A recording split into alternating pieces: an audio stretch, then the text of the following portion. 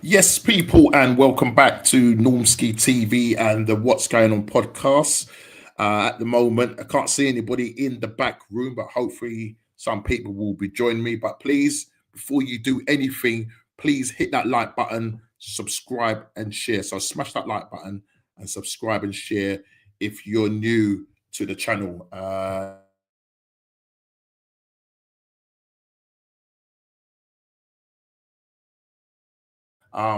Well on its way. We're into the Christmas period, a very busy period, compact Christmas period. A lot of games, not only a lot of games, but a lot of injuries as well.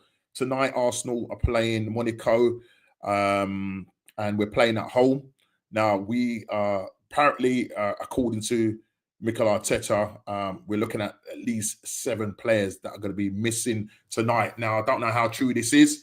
There might be a big chance for Kieran Tierney, who's been, for me personally speaking, ostracized from this club, only for Arteta now, with his back against the wall, to now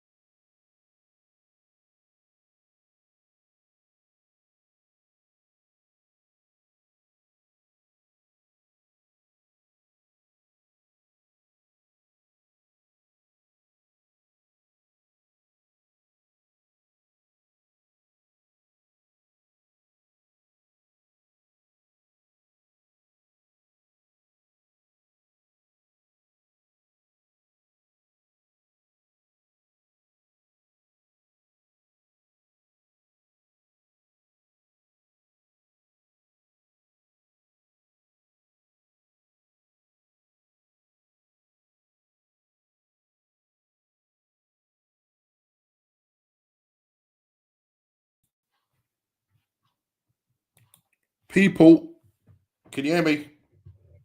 Hello, can you hear me? I can hear you, Noms. I don't know what happened there, mate. It just kicked me out. StreamYard, like, what's going on with StreamYard this week? People, apologies for this, man. I don't know what's going on.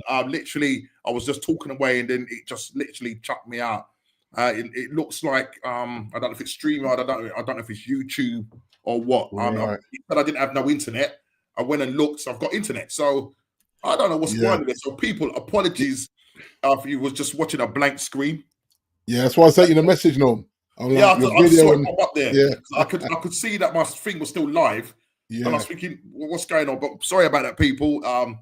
Listen, man, look, it happens. When you're doing these lives, it can happen. I ain't gonna cut it out or anything. You're just gonna have to take it as it is, people. But listen, again, please, if you're new, hit the like button, subscribe and share if you're new. So they've got a lot to talk about. And before I got rudely interrupted I don't know if it's the mutants coming for me. I was just saying that Arsenal are playing tonight, and we got apparently we got a load of injuries. Kieran Tierney might come back in the side after being out the side for months. You know what I mean? He was on loan to Real Sociedad's come back, and now Arteta, with his back against the wall, decides that it looks like he's going to use him, and we will be going into the Premier League games. Listen, there's double bubble because obviously Christmas being so compact. Big up Junior. We're saying, man, sorry about that. I don't know what happened. It literally just cut out on me. So people, apologies for that. You know what I mean? It's the first time that's happened. But listen, these things happen when it's live. Yes, big up sentiments. We're saying, man, sorry again. Salute you, bro. I don't know what happened. My internet was cut out. So the first couple of minutes, I don't know if my son can edit it for me or whatever. So I might have to look at that. I'm not into all the technical things, you get me. But it is what it is. But let me just check something. I just want to check my settings just to make sure that my settings are still, they're still okay. My sound settings are still okay. So that's fine. That's absolutely fine. Yeah, D. So look, it's a busy Christmas period for all our teams, respective teams. Injuries galore. I don't know for your side. I haven't really kind of been looking at your sides, but I'm sure you will be talking about your side's performance, in the last two games. And so just before we actually do go into it, let's just, first of all, with all the catastrophe that was just gone on, how are you doing, mate? I'm all right, mate. Yeah, I'm good. Yeah, I'm good. You're good, yeah. Just the time just went quick, man. I was just like, yo, let me get on here. I hear that. Yeah. I thought, let me start this because I say we have got a game tonight. We're playing tonight. I think Man City's playing tonight. Yesterday, they're playing my Juve tonight, my bro. Oh yeah, that would be good. Come on, Juve. Are they away to them as well? Away to Juve. They're away to them. Listen, we've got Monaco. Listen, they're doing quite well themselves. They're on the same amount of points as us. I think it's just goal difference that's setting us apart. Now we're sitting, I think, currently 10th or 11th in the thing. So a win tonight will take us back to about second or third. What's the name of third, isn't they? Villa are third. They beat Leipzig away. Was it Leipzig? That's right. Yeah. That's right. Duran, listen, that Duran guy, I would take him D. Yeah. I think he realizes he could lose him. He starts giving him way more game time now. Yeah, he was almost having him as a backup. Yeah, now he started at the weekend. Exactly, well. And his goal to start ratio is absolutely brilliant. Do you know what I mean? Yeah. It's right up there. You know what I mean? At the top, and he's come on. In games where every time he's come on, he's pretty much scored. Now he started tonight, and he's proved to him that even when you make me start away to Leipzig, and I think he came on. Yeah, he came on a sub at the weekend and scored. Yeah. But as for City have to beat Juve. They are 20th, Norman. Wow. City are 20th. Wow. So they need a win today. Yeah. And I know Real Madrid yesterday, do you know what I mean? They won 3-2, Vinicius Junior back. So that's a big help. Mbappe scoring in that game. Yeah. So I think they've moved up to around about 16th or 17th in the table. It's such a big table, that's right. Yeah, keep up to date with it, it's so a lot's been going on with our respective clubs. Big D, Aston, Dean, Aston, is it Aston? Isn't it Aston? Ashworth. Or I know it's Dan. Dirty Dan. Dirty Dan. Dirty Dan, whatever his name is. I know it started with a D. You know what I mean? You know what? I think I said to you guys in the chat, Norm, Newcastle fans did warn us. They did warn us, you know what I mean, about that snaky behaviour. So, I don't know. Paying him gardening leave and then what? Right. Less than a year? 6 months. What's not even 6 months, 5 months. And now we're hearing that Arsenal might be looking at him. Is it? Yeah. Well, yeah, remember you said... Yes, I did. Yes, I did in the chat. You said Dotty Dan. So, brother, Dotty Dan might come mess you up. The thing is, he's very stubborn. Yeah, and if Arteta gets fired, which he may if you don't win anything this season. Northgate could be coming. Man, you lot don't want Southgate. You're mad. You're absolutely joking. You're absolutely joking. Yeah, gone after 5 months. 5 months. Yeah, Junior. Yeah. Yeah, no way, bro. No way. And I mean, I don't know what the situation was behind that. So let's just have a little chat about that quickly. Well, I mean, what's going on with that? How comes like, you know, he's got as some people say, frog march out the club. Some say he walks. You know what I mean? What's the story behind that? Just reading a few of the articles. Yeah. It sounds like bringing.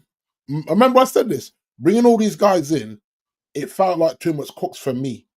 Right. And JP was saying, but yeah, D, it's a good structure though. Yeah, but there's a lot of them, and it's like anything. You bring a band together. It doesn't mean the band is going to gel. Now, it feels like he was on his own pathway into what he felt United should be.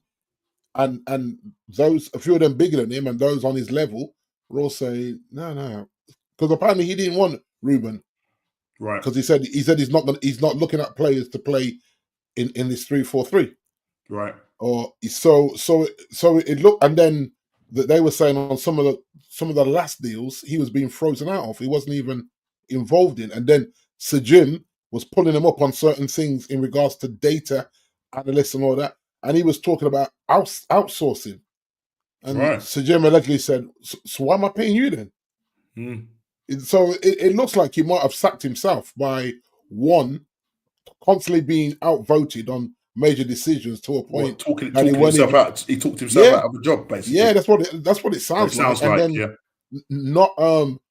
not being brought to the table to deal with certain deals, including the Amorim one, apparently. I mean, so according to Junior, he says it looked like him and Amorim clashed. I heard. I mean, there's so many leaks that's happening. D, this is not a good thing. D, listen, you've changed regime, and the leaks have started, my friend. Started again, and it didn't take long, did it, Norm? Really, if you think about it. It did not take long. Before Christmas, we're back on the circus thing again. Let me just say this now, right? This takes us nicely into, let's talk about your game and talk about Amorim, and this actually segues nicely into early days for Amorim. But some lepers just can't change their spots. Yeah. Now, when I say that, you know, Amorim has been talking about, you know, the storm is coming. And you know, you're going to expect some ups and downs. Expect a rough ride. You ended up, losing to us 2-0 at the Emirates. Even though you criticised us and said we were a rugby team and the thing is with that, Norm, obviously we're bantering, but the thing is, more teams need to adopt what Arsenal do on these set pieces. But we shouldn't rely on it. That's my thing. And we will come on to that. We shouldn't rely on it. Adopt it, but we shouldn't rely on it. That's my thing. You know what I mean? Because at the moment, the way I'm looking at Arsenal right now, they don't look like they can break down low blocks or mid blocks at the moment. And so they just all of a sudden go down the road of, hitting long balls into the box especially from set pieces. And that's how we got our 2 goals. Against you guys, not from open play. So listen, we get bantered about it, but set pieces have always been there. But it just seems like we're the ones that have to throw some data in there just to let people know. But you guys have mastered it. You guys have mastered it. Yeah, we mastered it. Yeah, we've mastered it. Declan Rice and Saka putting it in the mix, and it's not even about just putting it on somebody's head, just putting it in the right zone. And it just seems like clubs and teams can't do that. But look, we'll come back onto Arsenal. Let's just get back onto Ruben. He's had a bit of a chastening start to the season. D, what's this about Rashford wanting to leave? Looks a bit odd now. Sad man. I heard that he was linked with a move to Arsenal along with Dan Ashwood. What, he's bringing Rashford with him? He's going to come and bring Rashford with him? Yeah, look. Is it Dan Ashwood? Is it Ashwood? Yeah. Right, let's just get it right. Yeah. Dan Ashworth. Is it Ashworth or Ashwood? Yeah, Worth. Ashworth. WR. Right, Dan Ashworth. DW. Let's just call him. Let's call him. Dotty down, man. Call him Dotty down, man. Dotty down. Well, if anyhow Arsenal go near that, anyhow. Now, yeah, so we're hearing about Rashford. So this is even Rashford, he comes into this, about the leopard changing his spots and all that. So listen, Amorim's come in, and I know you're looking for an identity. You know, that's what your top group, Man United fans, some of the top Reds are saying that now, and saying that we need to see an identity from Ruben. We can see some kind of what was the description they were saying in terms of style of play? Yes, style and pattern of play, Norm. And pattern of play. I think we're seeing it to a point. Yeah. And this is the whole thing. Yes, Leon, what are you saying, right? Yeah. Yeah, man. This is the whole thing about taking over a squad that isn't yours. Yeah. After the season started. And so you go back to your thing about Dan Ashworth. He was the one that was saying before the others came in from garden leave, keep Eric. Yeah. When everyone knew Eric should have gone after the FA Cup, you know what I mean? Everyone knew that Man City were hungover, and we rode our luck. We won that. It's another trophy, yeah. But I think certain of the fan base were saying, no, you can't cut him loose. Just won another cup. Yeah. Yet we finished so low. You know what I mean? And so not winning that cup, we wouldn't even been in Europe. No. That's how low we finished. What were we, 8th or 9th last season? Is it 9th or 8th? What in the Premier League? I think it was around about 8th. I think it was 8th. Yeah, right. So he didn't qualify. He didn't qualify for Europa League only because he won that cup. So if Man City hadn't been out on the lash and took us apart, which I think they would have in the right state of mind and caring about it, then we'd be out of Europe, and they would have fired him in the summer. Yeah. And maybe we wouldn't be in this mess now because Ruben would have come in and had the summer and the 200+ million that Eric spent to start the season off. Hopefully, obviously, he would have had the injuries. Your Luke Shaws and Leno and these guys probably would have still got injured. But at least he would have been able to be working in pre-season and letting those pre-season games be almost a figuring out, which is what he's doing now. We're almost like doing pre-season games in the middle of the season because he's trying to figure out who can actually play this, who's actually got the heart for it. And I think everyone's saying, he's rotating too much. He has to rotate. I hear that. I mean, listen, as you well know, Gary Neville was stuck his two bobs worth in and saying essentially that, he's doing too much tinkering with the team and that he should stick with a specific team, because this is probably why he's in this situation where the team is not really gelling together. And I get that. The thing for me, D, though, it just shows what has Ten Hag done in terms of the preseason. Because if he's coming and seeing that these players are not fit whatsoever, and you've had a whole of the summer to get these players, what are these players doing? This is the question you need to know. Or is it Ten Hag? And this is why I get annoyed with Gary Neville, right? Because Gary Neville seems to forget that he went to Valencia and couldn't last 5 minutes. And Gary, I mean, you have to remember, I'm not a fan of spit on the kid, right? Right? But he's a way better analyst than Gary Neville. You think so? Hands down, mate.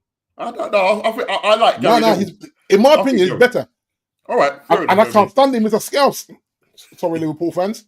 But I'm just saying how it is. I can't stand him. But when it comes to breaking it down, I think he makes more sense. He's right. As much as the accent throws me, I think he's a better pundit personally. And the trouble with Gary is that Gary sits on this, he's in, but he's not in, if that makes sense. He's not part of the setup, but he is part of the setup. Yeah. Hence the hotel and all these things, right? You know what I'm saying? Hotel football, right next to Old Trafford. All these things are not a coincidence. So I struggle to listen to Neville being biased. And you have to remember, Ollie was his mate. Right? So they defended Ollie when they all knew Ollie was out of his depths. All these things I can't ignore them. So now you're going after Ruben when Ruben's inherited Eric's team with all those injuries. He can't just keep playing these guys for 90 minutes. They're not fit enough. He's telling us that. They are not fit enough. So if Lenny gets injured again, Luke Shaw's already got injured again. If Malacia gets injured again, you know what I mean? The list goes on that he has to rotate them. It's heavy, wet pitch football they're playing in that rain after injury. And clearly, the pre-season wasn't pre-seasoning. Hence, we saw the performances in the pre-season under Eric to get him fired, whether we say they're down tools or not. But these are professional sportsmen, Norm. And when it comes to conditioning, no one needs to tell you that you've got to do conditioning away from the club before you join up for pre-season. Otherwise, your pre-season is a train crash. And then the manager's thinking, what have you just done? Just lash beers and cut burgers and pizzas for the whole summer. Classic example, Luke Shaw. Right. Yeah. You know what I mean? Yeah. Like, got disciplined to try and play a game or two for England, injured again. Comes back, 2 and a bit games, injured again. Like, you can't make that up, no. And so, as a manager coming in, trying to say, right, this is what we're trying to do. I've got some players that I know can do it. He's spoken about the players he knows can do it. Others, he's saying they've got to have a hard look at themselves if they want to stay here.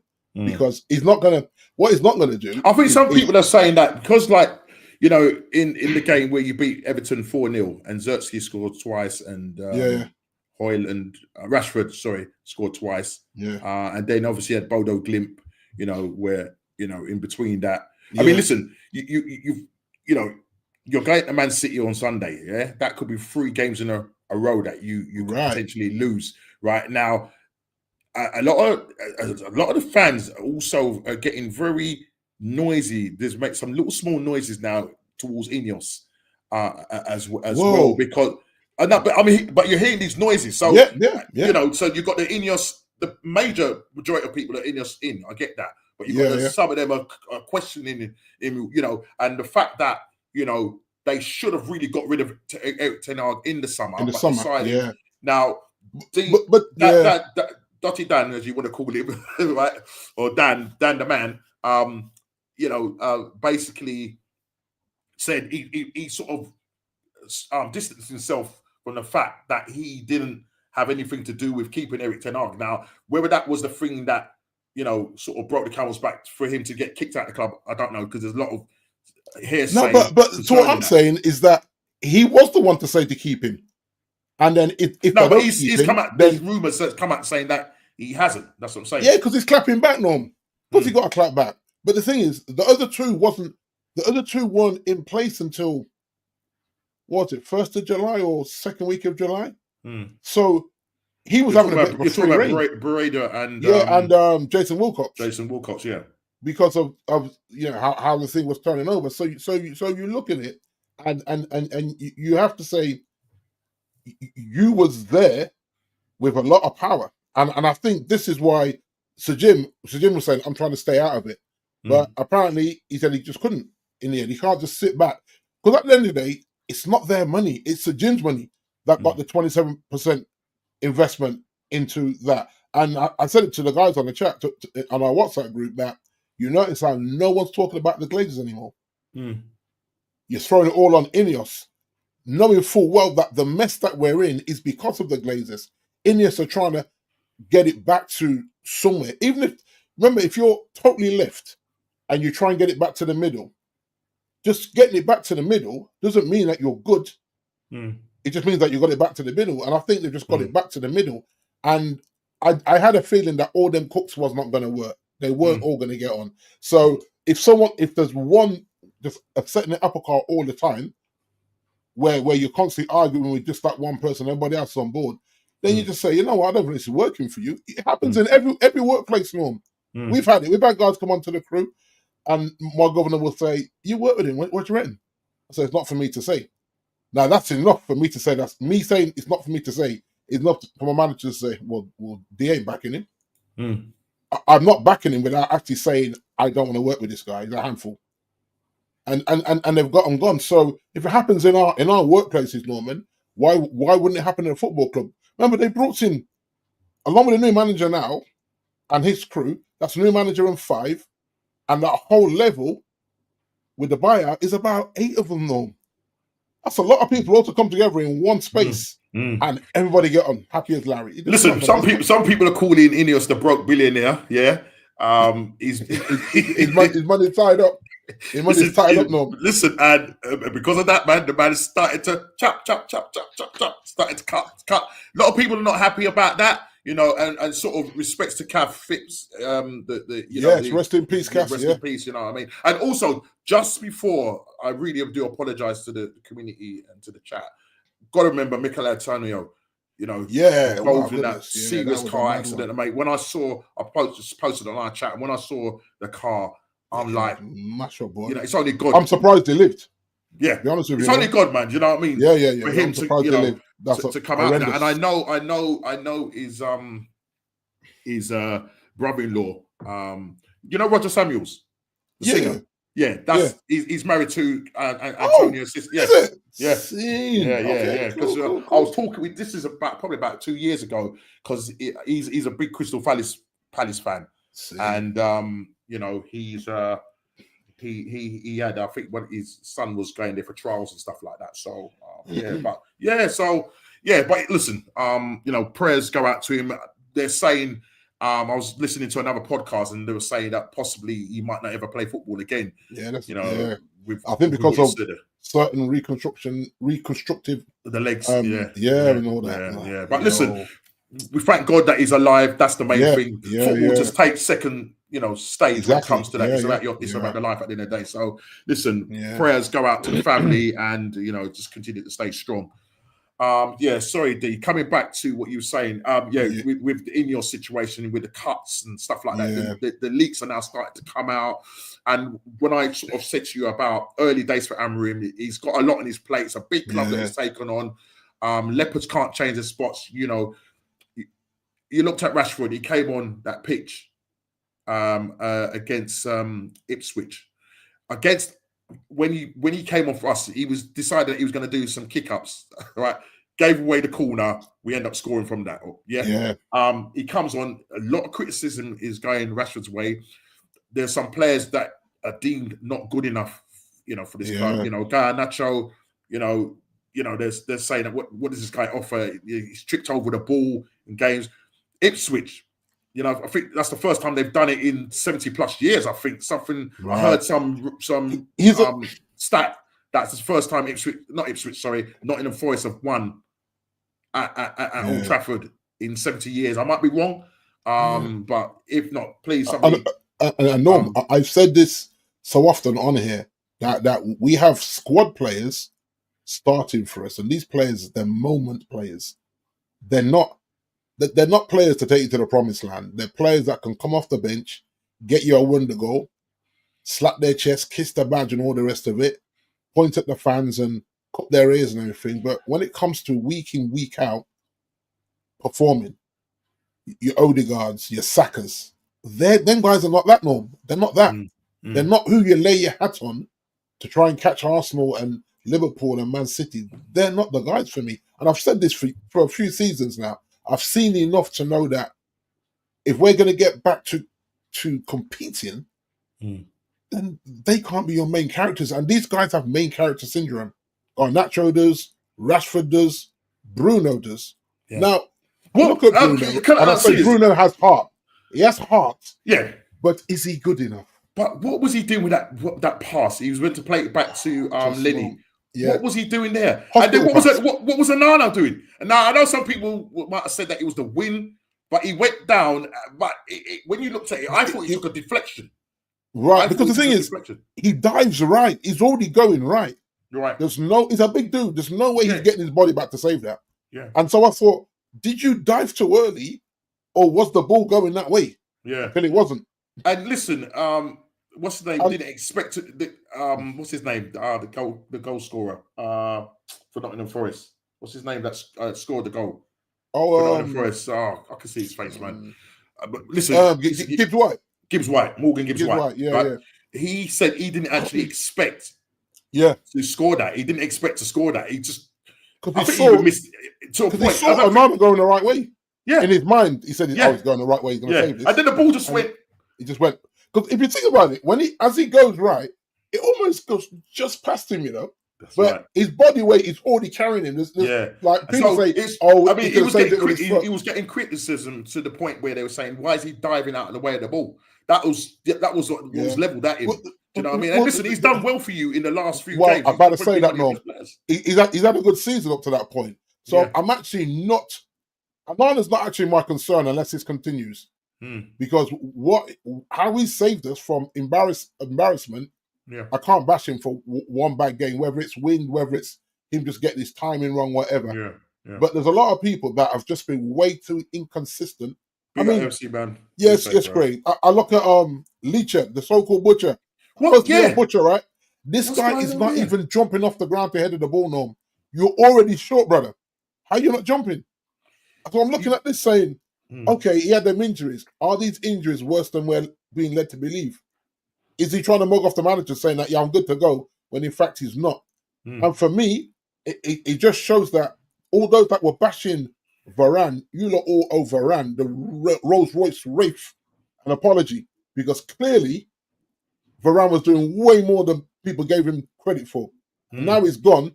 This dude's getting found out. Well, listen, when that ball was headed back over, it's almost like when the ball was headed back over from Woods, I just thought he was just looping it back into a dangerous area. And they just kind of, Onana looked at it, and I think, what's going on? And the next thing I know, he's looked around. I think you had Delit on the line and Leacher. And they just literally they looked at each other like, did nobody even move? But you see Leacher, right? Leacher could have just put a hand out and saved it and got sent off, and we take our chances with 10 men. He could have took one for the team. Yeah. I just thought, bro, you just literally stood there and watch it go past your body. Yeah. Like, try and chest it, do something. And I went, nah, something's off with him. And I can't put a finger on it. But and again, a lot of fans are calling for him as well. Do you know what I mean? So he's struggling. It is, and the thing is, people are saying, is he gonna work in Amorim's system? Because Amorim wants people to run, and evidently, I know at the moment he's having to switch around the sides and do rotation and tinkering for every game, and he's trying out his system. But he's obviously looking to get their fitness levels up. He's obviously looking for people that can play his system, and you can see on the sideline. I mean, I saw man was looking stressed, bro. Yeah, till his trousers got even shorter. Because you see what? It's almost like when he puts his hands in his head, it's almost like saying, they're not listening. They're just not getting this. It's not that hard. Because he's saying it's not that hard. You just got to be disciplined in your role. And he said it a million times in interviews that if they stay disciplined in their roles. So football IQ, no, that's what I'm looking for. Oh, you took the words out of my mouth. I was going to say, has these guys got any football IQ? Yeah. Evidently not. No. Well, what we're seeing, no. Do you know what I'm saying? If you look at it, Norm, if you look at that whole squad, there may be around 6-7 players that he can realistically keep. Yeah. That's a lot of wood to get rid of, bro. And you know, even for us. Yeah, it's a lot of wood. And the worrying thing about it is that a lot of these players that you need to get rid of, they're on high wages. Yeah. And that's going to be one of your problems. That's going to be your problem, come the summer. I don't know if you're going to, offload anybody in the January, but come the summer, Ruben is going to be going to Ineos and saying, bro, Wagwan. What's going on? Because these guys are not getting it. I can't work with these guys, and I need players.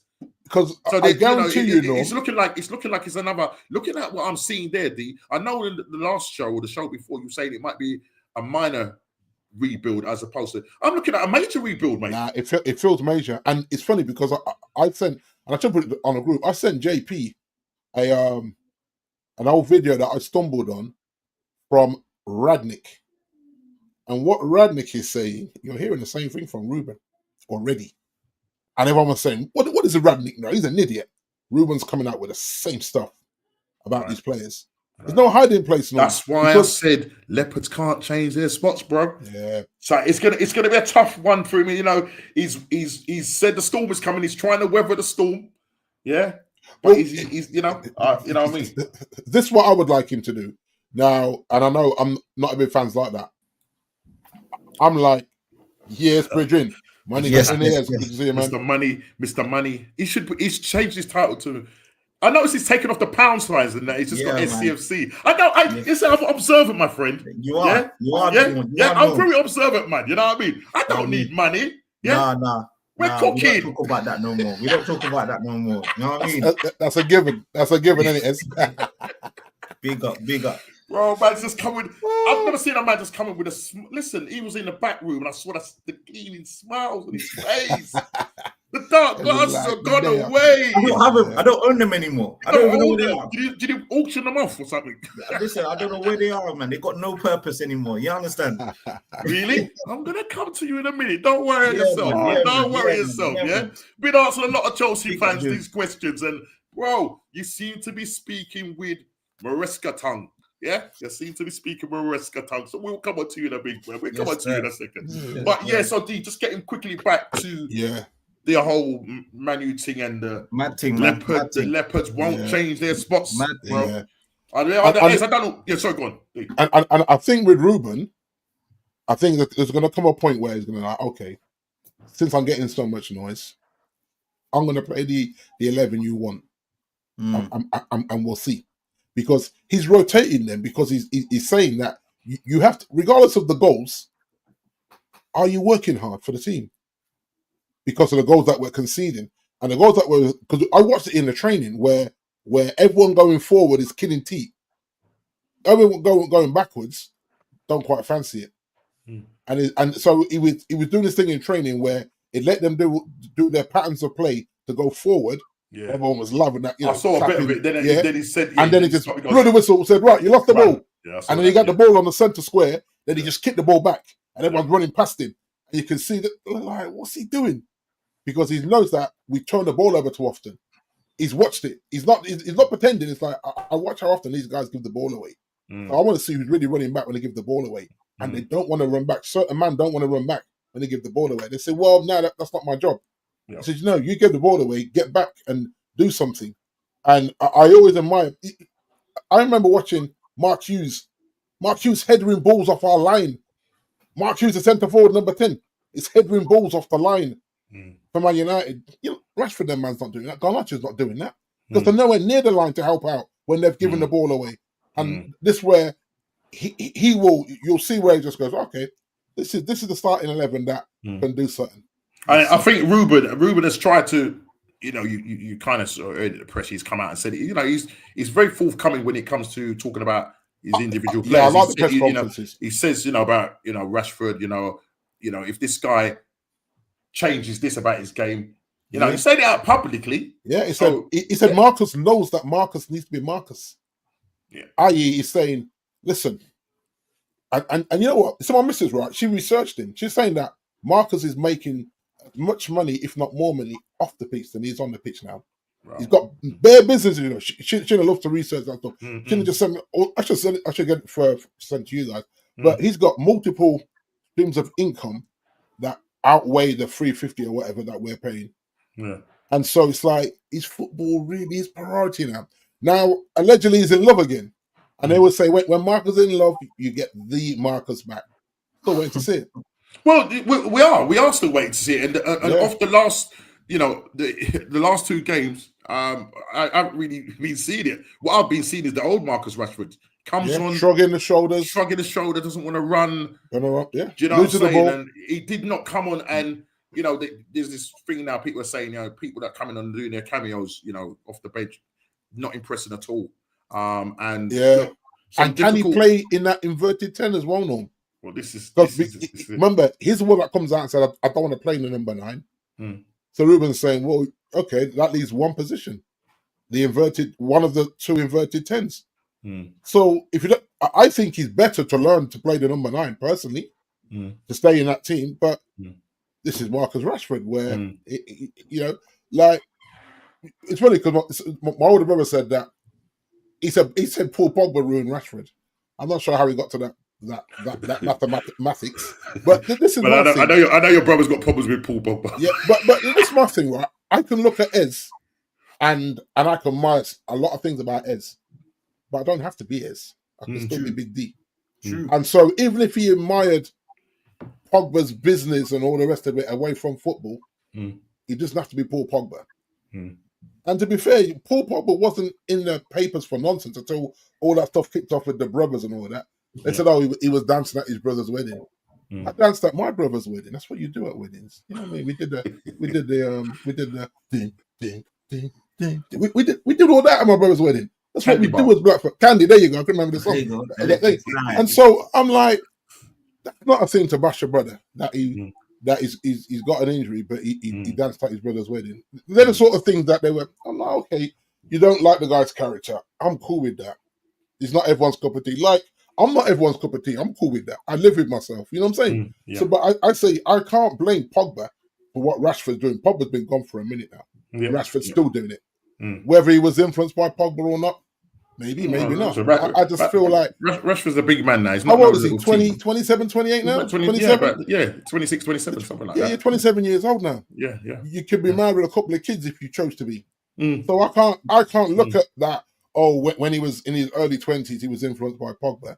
Nah, I can't look at that now. I just want to get quick perspective from Ez with what looking from outside in, should I say? Yeah. Ez, what's your view on Amorim? Is early start with Man United? He's reiterated and said, like the storm is coming. We got to weather it and so on and so on. And look. Are you seeing a style of play? You saw him against Man United, then saw him against Ipswich. What are your thoughts quickly on? Yeah, Amorim is a good manager, but he's one of them managers that needs his players. As good as he is, he's not gonna turn water into wine. If you know what I'm saying. Yep. And therefore, without a striker that's going to score you 30 goals like Gyökeres was doing, there's only so much he can do. And that's why he's going to get onto his players not doing the basics. He said, I ain't convincing Gyökeres to even come here until you man run, until you man do those sort of basics that get us on a platform where we can start to apply those sort of bits of quality. And if you listen back to ETH, similar issue in terms of certain energies. If you go back before ETH, as far back as Jose, he's talking about energy levels, attitude, running, and as much as there's different players, it seems to just be a mentality that you get to United. It's like I've made it now. I've secured the bag. You know what I mean? Yeah, the Holy Grail, isn't it? Yeah. You can get called from the academy. Yeah, I made it now. And it's something I watched today. I just had the academy where these guys found that United have lived so long off the class of '92. Let it go. That was a freak of nature. Very rarely you get 5 men out the academy that make it into their first team and ball out. Yes, Kofi, and go and win titles. It don't really happen. No. 5 men out your academy get into the first team and go and win a title. It's so we have to part that. Like the stars aligned for Fergie or whatever you believe in, and that happened. It ain't happening again. We're not getting 5 guys out the academy. The thing is, you could, but you have to show that there's man in front of you still. Right. You know what I mean? Like when you were pulling David Beckham out of academy and stuff, he had players in front of him that he had to live up to. You're pulling Mainu out the academy. He's looking at everyone like, yeah, all these men are pensioners.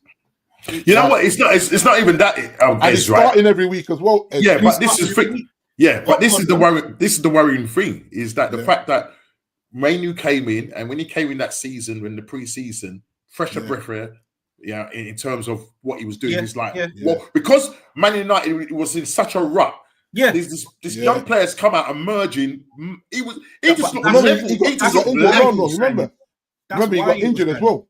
Yeah, I know, but I'm just saying. He had a brilliant pre-season, and we were like, "Yo, okay." But, and then when you lost him, but I'm saying it's almost like when you lost him because he was worried. Now this guy's coming from the academy, and you're worried. What does that say about your first team? Yeah. No, what I'm trying to say. What I'm trying to say. Yeah. You was worried that you lost him, right? Yeah. Because of what was out there. Over your got your first team, because you're like, hang on a minute, you should be saying I've got this emerging talent coming through, not relying him to come in to make your team better than what it is. He should be coming in just like when Fabregas came into the Arsenal team. Right. I was about to go there. But Noms, you remember on there where I kept saying we have to protect this kid. Don't let him go to England. Yeah. And what happened? He went to the tournament, and I'm like, oh my goodness, we're not protecting this kid. He's got 12 years to go and play for England. He doesn't need to go to this tournament now. because he already played in the football because he was like a holy grail. Oh, he's going to save us. That's too much pressure on the kid. He just come out of the academy. But when he gets injured, it wasn't a surprise to me. I'm like, that was coming. He's still got his growth spurt going on. If I think about it, I feel like Chelsea's only getting the best out of Cole Palmer now, because when he was at City, he used to watch Kevin De Bruyne, Gundogan, Silva, Rodri, great examples, Rodri, and if he had stayed there, we would see the same Cole we're seeing now. But the fact that he's come to Chelsea, he's like, I really did see them man train. I really did see what the and the mad thing about it, as young as he is, he's like the main player for you. No, he is the main player, but he's coming from that. As a result, Even if you put Bruno up there, who else? Do you know what I mean? It's kind of like you're just and therefore he feels like he's made it. Yeah, I'm the man. I'm starting first team. No, I'm not saying this is his attitude, but what does he reach for? And Man United had to. Man United had to protect him a bit or starve him a bit, even when he should be starting. Well, that's precisely what Dee's saying. Yeah, did you overplay the guy? Because if you look what Fergie did, you see when Pogba came out the academy, right, and Fergie said, "I'm not going to start you every week, Paul." And he said, "No, I'm ready to start." He said, "Yes, in your mind, you are." But not in front of Scholesy and this one and this one. And that's why Fergie didn't block him from leaving. No, he said, if you can go and get first team football, go and develop yourself. You're not going to get it here right now at whatever age he was, 21, 22, maybe 21, I think, or 20. That's a good point. And so he went to Juve because he knew, obviously, a softer league, and that's not knocking it. That's just a fact. And he could get the starting minutes he wanted because he's trying to promote his brand and all the rest of it. He wasn't going to be able to do that under Fergie because he wouldn't have the profile of starting the games over here. Remember, Fergie took Scholesy out retirement, Bridget. You know what I'm saying? He said, "No, Paul, listen, you got to come back." He said, "I'll retire, boss. No. You got to give me one more season." And he came back and won the league. Right. And so that tells you a lot. So this is what I want for Kobe. Hold him back. And the games you use him, hold him back, and then the games you use him. Now he might not even like that. Kobe might not even like that, but it will protect his body. Yeah, I mean, and this. Yeah, but if you see Wayne Rooney, you have to remember Wayne Rooney was playing for Everton at 16. Yeah, that's why his career finished so quickly. One, lifestyle. Two, hugely overplayed. Yeah, in the early days, they relied on him. He was that good. And it's something that you have to protect these young kids because the press are quick to build them up and quicker to put them in their grave as well. Straight. I mean, you look at people like Dele Alli. Right. What's happened to him? Do you know what I mean? Did he get overplayed? And I think he was. Yeah, I think he was. Yeah. And he looked like he was going to be one of these big prospects. You know what I mean? Let me say something outrageous on this show. I don't see Bellingham do anything Dele Alli wasn't doing at 22. There you go. Yeah. Straight. Yeah. Straight. They did the documentary on him and stuff like that. I know he was going through stuff and all that. But bro, when he came on the scene, I mean, he was it MK Dons? Yeah. Was it MK Dons? Yeah. And that's man. And I think it was Harry Redknapp. Was it Harry Redknapp? I think that what do you call it? Well, the guys went out there and found him and said, yeah, this guy looks good. Brought him in slowly, but then when he did come in, he was doing bits. Right. Sorry, just seeing the Arsenal. Raya. Was that the starting? Yeah. Saliba, Kibio, Rice, Marina, Odegaard. Kibio, I don't trust him. Strong team. I don't trust Kibio. Let me tell you, I don't trust him. I don't trust Jesus. Jesus is playing. Yep. I thought he was injured. No, listen, I've had enough, mate. I thought he was injured. Listen, I'll come onto my club in a second, yeah. Well, go on. Mad thing, man. Yes, Ricardo from Mum's Car. We're saying big up Ricardo, as well. Big ups. Yeah, big Liverpool. Mum's Car, that's funny. Listen, this little boy knows his stuff, man. I'll tell you he that. Does. He does know his stuff. Big up to you, Ricardo. Yeah, so look. How how the future will look for Man United and their new manager Amorim is time will tell.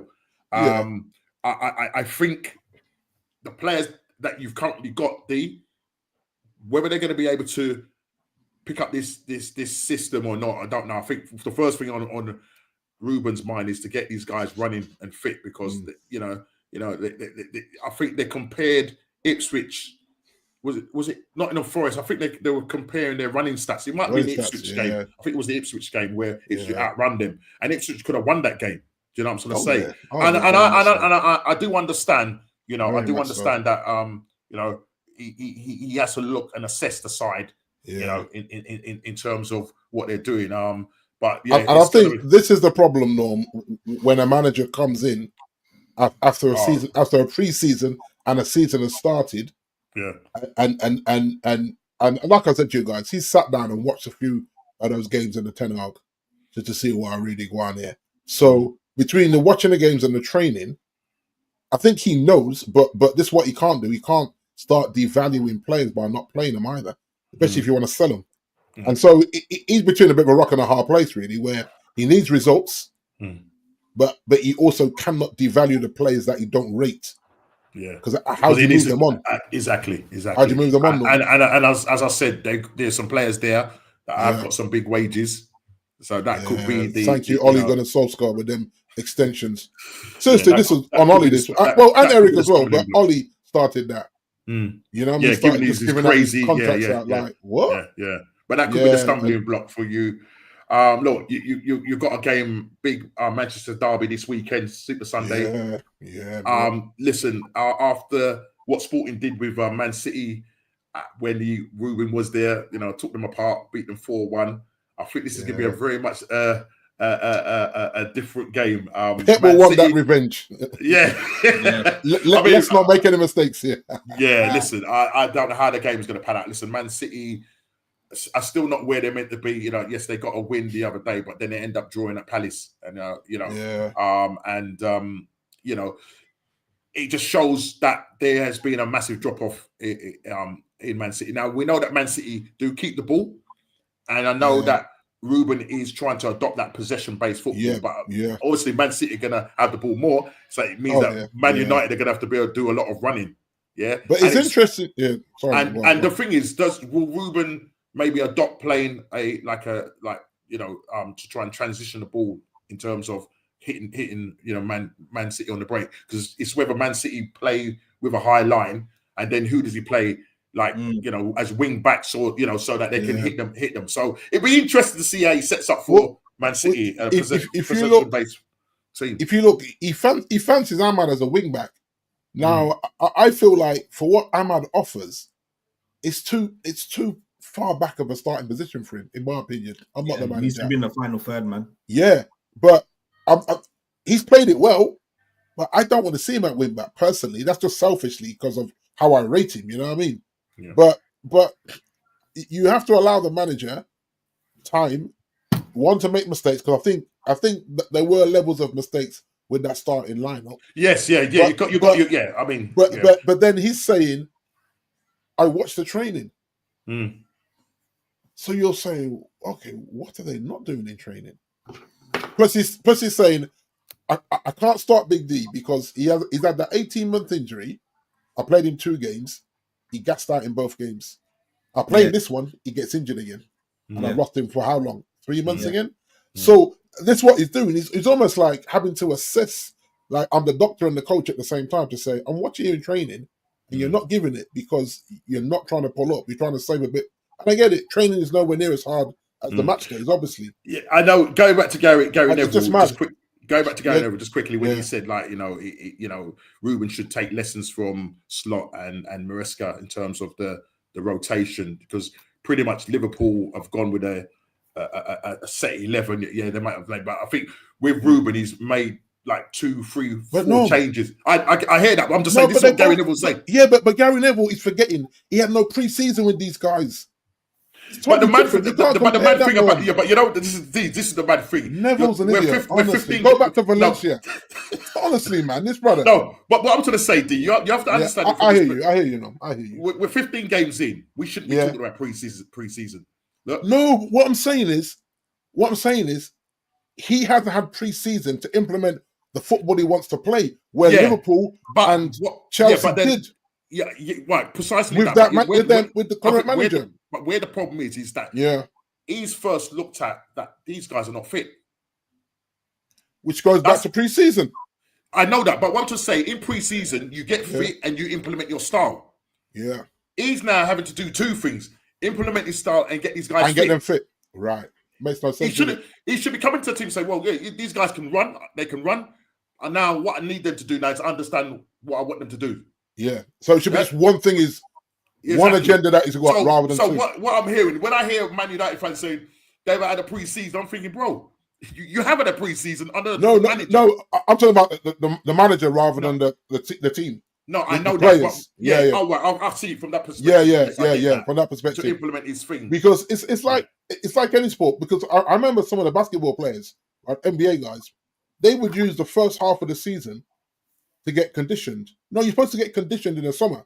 I'm not saying you can't go on holiday and drink a little vodka or whatever your taste is and yam 2 burgers and eat chips for a week. But you know that you want $190 million, brother. I don't want to see you come in at 1.5 stone, nearly 2 stone overweight, saying that the first half of the season, I'll get the weight down. By the time the All-Star game comes, I'm good to go. In the second half of the season, I'm cooking. We're going to the playoffs. But that's what that's what some of the basketball guys do. Like the big ones, the guys that are franchise players. But in the Premier League, it doesn't work no.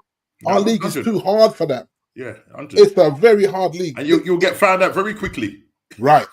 and you don't have to be a top. You don't have to be a top team skillfully. Right. If you're a team that can run, and put your neck on the line, or you know what I mean, you go on that pitch and you come off and you've given everything. That's why sometimes you see some teams where you got to technically, when it comes to FA Cups and you turn up, rock up thinking, I can deal with that Championship side or that League One side. But they're relatively. I mean, nowadays they're becoming a lot more fit than what they are. But they will run. Yeah. If you can't match them for work rate, I'm telling you, teams in the Championship will run all 95 minutes, mate. They're running. Right. They're still pressing in the 90th minute. Yeah. So because you're thinking, yes, we reach now, Man United, blah, blah, blah. No, the pressure's on. And listen, Ruben, he's got his work cut out, D. 100% got his work cut out. And look, we'll see. We'll see what happens. Listen, as I said, it's early days for him. Yeah, he's got to weather the storm. It's going to take time. He's got to implement his style, get them fit, and then we'll see what the summer brings. So I don't think you're going to do too much business in the January window. Yeah, I don't see it. Maybe a left back, Norm. Yeah, because of Luke Shaw situation. Whether it be on loan or whatever, I think he brings either a left back, a left centre back in, and maybe a wing back. After that, I don't see nothing major really. Yeah. And he's got to ride that out with these guys. And then just to finish off with this, I think what your team now needs to start doing, if I can get it out, is basically you need to start scoring your front three. Chelski, if he plays, or as some people like to call him Zerkamp. Why, I don't know. But anyway, it is what it is. And then you have Højlund, up front. Because what he's saying is that when you progress it to the last third, that's it. It breaks down. You don't have. He's saying you must find ideas. You've got to find ideas. Yeah. And this is what he said. He said, certain things I can't coach, certain things are instinct as a footballer. What is your attacking instinct as a footballer? When the ball comes to you, whether you're back to goal or you're running onto something, like, how well do you control? How well is your vision on who's coming up to play? He said, I can't coach that. That has to be you in the final third, knowing I got the ball, look up, bam, pass there, or no, I'm cutting in, I'm shooting. He's right. I can coach you to the final third, but I cannot kick that ball in the net for you. Yeah, that's you. Yeah. And so, like I say, you know what I mean? Yeah, he's been honest, and he which said I like. There will be pain before there's joy, and we're seeing the pain already. This is what I said, though, man. I did say, you've got a coach in your hands, but you're gonna still see those good moments and bad moments right through this season. Yeah, definitely. Yeah, and you will probably only see the best of this guy once he gets at least a few of his players. Yeah. And 2, when he's got a pre-season to work on his actual style. It's the hardest thing to work on a low confidence team. Yeah. In the middle of a season when you're not where you should be in the table, and implement a style, because even though he's implementing style, when you get knocked back by Nottingham Forest, and that is his style, the players are now already hurt because of whatever ETH has done.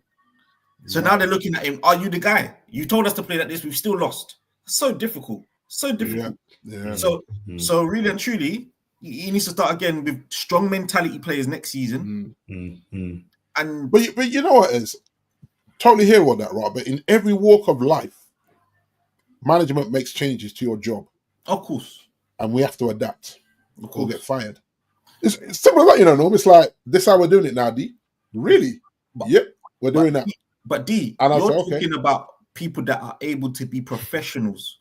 And I feel like Man United don't have that mentality, because even if ETH wasn't good enough, the professionals in them would have played through that badge. The professionals would have made sure they didn't lose certain games. Yeah. Because, Ed, you've played football. How often in the game that you improvise, you say, we've done this a few times now. Forget what the manager says. Forget what the manager says. I've done on the basketball court. Yeah. Say, yo, we just keep turning the ball over. Bro, do you know what? I've had it, guys, where the skippers come and says, for 10 minutes, lads, he's got 3 or 4 of the better players in the team. 10 minutes, lads. We're not doing what the manager says. I'm making that call. Listen to me. I'm on the pitch with you. I've got your back if it goes wrong. And in that 10 minutes, the 4 or 5 of us have gone against the script and got the result. And the gaffer has gone, you know what, lads? I see what you did. Fair enough. Exactly. And that's exactly why I've got you lot playing. Because you lot can make them calls. Sometimes I don't see it. Yeah. Know what I mean? And that's what it is. It's literally the in-game management while you're playing on the pitch. Rather than always looking for the manager to do the in-game management for you. But what these players might do is a cowardly thing. Yes, Gaffer, I listened to what you did, and guess what? You're wrong again. Ha ha. That's what someone would rather do. Yeah. Someone would rather do that. You got it wrong again, Gaffer. Guess what, Gaffer? It's your job on the line, not mine. That's what half of them will do. And that's the problem. They know to get rid of 11 rather than get rid of 1. Well, get rid of 1 and 4 coaches is way easier than getting rid of 11 and maybe 12 players, just like that. Guys like Garnacho liking certain things on Instagram and he needs a slap, doesn't he? Stop that. He's giving his brother the leaks to say what the team is going to do. Yeah. Look, let me just say this. I'm telling you, man, look, this scourge thing, toxic anyway. It's not come out. It's not come out yet. Yeah, and it's going to take a really strong manager. Yeah, Ragnick tried to do it, and they literally got him out. No, I'm hearing they're not going to replace Dottie Dan.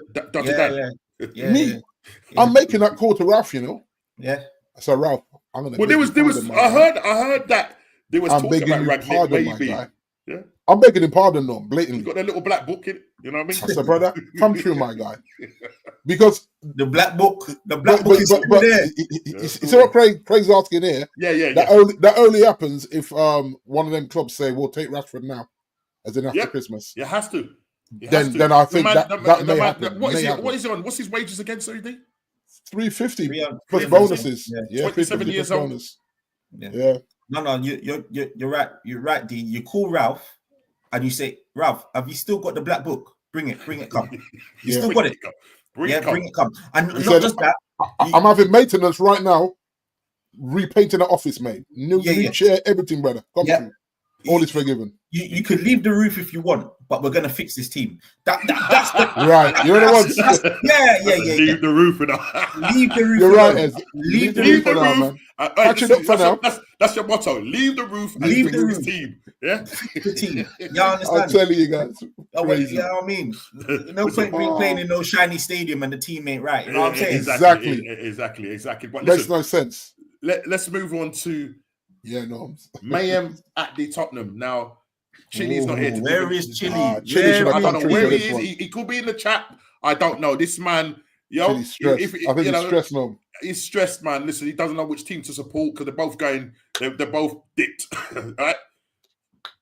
Man City on a Thursday, Tottenham on a Tuesday, or whichever way you want to see it. But listen, mayhem at the Tottenham. Yeah. And can Cole Palmer or can Ice Cole Palmer lead Chelsea to a title? Now, I saw this little caption or that was in the, I can't remember where I got it from, but I'll just quickly share it. And as you can see, people on the screen, Cole Palmer possesses the X factor to lead Chelsea to a Premier League title, says Paul Merson, who is a Chelsea fan. While Jamie Carragher, Mr. Spit on the dog, spit on the whoever, whilst Jamie Carragher thinks he could become one of Chelsea's greatest ever. Now, I would probably agree with Jamie Carragher there because right now he's doing bits. But I like to go back to the first part. Cole Palmer possesses the X factor to lead Chelsea to a Premier League title. What thou sayest is, and give me your assessment of the game. Listen, you had Cucurella wearing his slippers. Yeah, I don't know what happened. 2-0 up. I'm thinking Binary FC is at it again. Yeah, they lose to Bournemouth, and then they go. And listen, they were depleted. I was shocked when they brought back Van der Ven and Romero. But was he brought back? Were they brought back too early? Only Chile will know. I don't know. Chile's not here to defend his club. But listen, let me just first of all let me address this, and then if you could give your assessment of the game, your feelings as the game panned out for you, Ez. Yeah. So, does he possess the X factor to lead Chelsea to a Premier League title? Now, listen, we've been talking to a lot of Chelsea fans online and whatever, and they're all speaking with Maresca tongue. Yeah. What's Maresca been saying? Over to you, Ez. Hey, listen, I can't address Spurs fully until Chile gets here. That's if he gets here. That's if he gets here, because he can't. He got nowhere to hide now. He doesn't know if he's City. He was on Stig's show on Monday, yeah. So he was there with the camera off. But listen, we're calling you out, Ez. I mean, Chile. We're calling you out, bro. Calling you out, Chile. Come outside. Yeah. Come outside. Yeah, in the car park, like Saeed in the car park. Let's talk about it. I'll see you outside, bro. Yeah. Hey, I must say, Daniel Levy, I'll see you outside. Cole Palmer is a gift. Is a gift to football right now, man. I feel without him, Chelsea are not doing the numbers they're doing. Let's be real. At times, it has seemed a bit like Cole Palmer FC. It has. There's some games I don't see us winning without him. In the same breath, though, there are some other players stepping up now. If Cole Palmer continues, what's he got? He's got 50 goal contributions in 48 games, which is the third ever. He's the first fastest to do that in history. I think it's him, then Mo Salah. Yeah, which is crazy, especially for a midfielder, which is a more of an advanced midfielder. That's good numbers, man. You know what I mean? So I don't want to. I feel like he's almost a bit nonchalant. Nonchalant, is that the word? Yeah, nonchalant.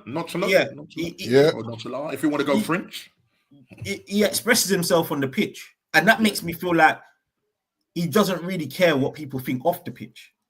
Right. If you know, when you speak to him after in these interviews, you've just got man of the match, and he's like, 3 points. You know what I mean? Yeah. Yeah, it's quite weird in interviews. He's a strange fella. It's like it's like you're disturbing him. You know what I mean? Yeah. It's like he doesn't really want to be here. Cole, can we have a word with you? What now? What? Really, man? Yeah. I scored a Panenka. What? So what? You know what I mean? That Panenka was wild, you know. To do that at the Tottenham. At 3-2, when the game is not done. Brother. The game is not done. You know, I was like, brother's cheeky, boy. I love that. But also, I don't know, guys, even just try to think about this, yeah? Scoring one penalty in a match is one thing. Yeah. But the second penalty is always more difficult because you're thinking, do I go the same place? Yeah. And the keeper might have me sussed a bit more this time. Man just says, bro. Brother. Have some of that. Pull off the Panenka. on your second pen. Yeah, he done that at the toilet bowl at Spurs. I was twisting. When you were 2-0 down. When you were 2-0, you know what, Chile? We gave you 2-0 start. 2-0. You know what I mean? We thought you needed a bit of a head start. You know what I mean? It's been a bit. God, listen, cook him now. Cook him.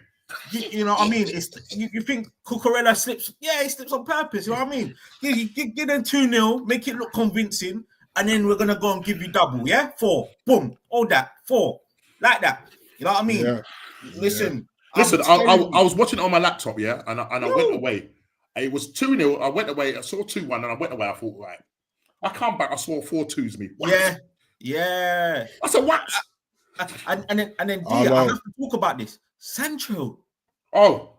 Yo, 2-0 down. And Sancho he literally picked up the ball and said, nah, I'm doing this myself. Ramped up 3 and 4. What a goal. And it was such a weird technique he's used. And that's just instinct stuff. Stuff in the corner. He's on loan to you with an obligation to buy. Obligation, which means we have to buy him. How much is it? 20 mil. 20 mil with 5 mil add-ons. Yeah, that's crazy, isn't it? And the obligation is... Just before you talk, D. Yeah, God. D, would you have him back? Oh, man. I probably wouldn't now. No, D. The bud's balling out, brother. I know, but the thing is, he's so set with Chelsea. Is he better? No, understand what I'm saying. Some people saying that if he was to come back to, which it won't happen, but if he would thrive in the Amorim system. Yeah, he would. Yeah, because you got to look at it and say this guy is technically gifted. What he does on the wing, I just wish some of our wingers could do that. Martinelli, bro, head down. And it's like, get out of here. It's so difficult to watch that because I know the politics leading up to that move to Chelsea, and so I watch players get 16 games, 17 games to prove themselves in a row and not score, and this kid couldn't get a cameo. So I look at that and then I see him at Chelsea and I say, kiss me teeth, man. It's bad. It was no D. Madness. Management from ETH and your directors. I'll be honest. Yeah. Because all of this over this pride thing. Yeah, exactly. Do you know what? For me, as a manager, you don't have to come apologize to me. Apologize with your football. Go and do what there you go. At Chelsea. Prove me wrong. Go prove me wrong. And guess what? We both win. Yeah. If you do that, I'm happy because I picked up my 3 points, and you're happy because you're proving me wrong. Prove me wrong all day on the pitch. Yeah. All day. And I thought, because obviously we've been coming back from Dortmund, and they said everything's been swept under the carpet. Oh, that was that's how you know the man lied. The man lied. Eric's a liar. He's a liar. He's a liar. He was making a habit of it as well, wasn't he? Unfortunately. Do you know what, D? The fans could get behind ETH if he didn't lie. Exactly. If they sacked him, sounds a bit like our manager. Because the thing is, Ruben ain't lying. No, he's telling. He's saying, you see, Big D. Big D gotta find Big D and start playing how Big D used to play. He's telling me straight. He's telling you straight. It's not. You're not hearing that. Oh, I heard he was saying that to a reporter. No. He sat right in the press conference with 20 mics in front of him and said it. Big D gotta go find himself and become Big D. Once he becomes Big D again, then I think he can play either the inverted 10 or centre forward. Bro, that's it. He's not lying to us. He's telling us straight. He's not the person that he should be. And this thing with Sanch, I feel like you've got to realise what you've invested in. And Sancho he scored against Tottenham and he's got 7 in 11. 7 goals and assists in 11 games. 11. Wow. And he's come out and said, you know what?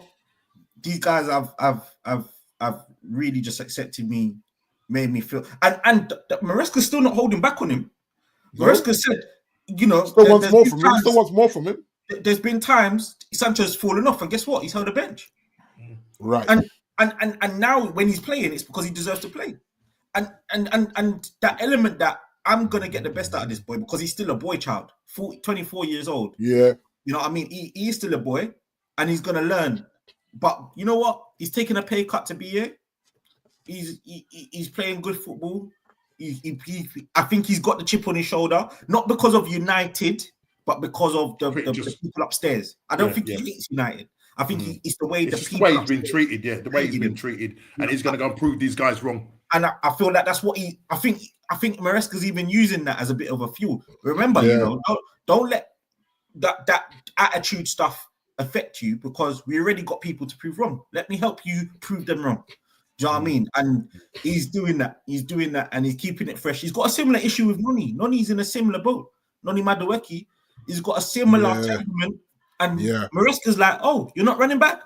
Pedro Neto, come on. No worries. You know what I mean? He'll call and he's a baller. He is. Neto's a baller, man. It's another one. See what he done to us, mate. You know what I mean? I thought we'd won the game. The man decided that he's going to go on League One from what? Yeah, he's a baller. And a crucial point to pick up. You know what I'm saying? But these are players that I feel like at the time, people are like, whoa, Chelsea's buying up the place. Where they're going to play. Now it all makes sense, especially when you got. I don't think it's the money that's been spent; it's the managers that didn't know how to manage. Because Maresca's coming and making it look like it's easy, light work. Yeah, you lot will play on a Thursday, you lot will play on a Sunday, Saturday. And the fact that you can do 10 changes tomorrow. Yeah, no, but Potter, when he had them same changes, was going, oh, there's too many. I can't keep them all happy.